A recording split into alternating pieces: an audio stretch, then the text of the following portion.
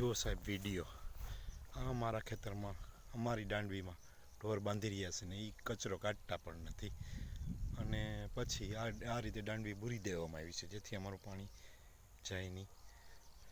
ને આ લોકો છે ધનાભાઈ ગડચરનું ખેતર છે, એના ભાગ્યા છે અમારા ખેતરમાં બાંધી રહ્યા છે દાંડવીમાં ઢોર, જેથી જો આ દાંડવી બુરાઈ ગઈ છે. અને આમાં અમને સાફ કેમ કરવી, એમ બધો કચરો છે એ બધો પડીને આમાં આવે છે. અને જો આગળ અમારા ખેતરમાં ડાળીઓ પણ નાખી દીધેલી છે. એટલે આ લોકો છે એની માનસિક વૃત્તિ બહુ ખરાબ છે.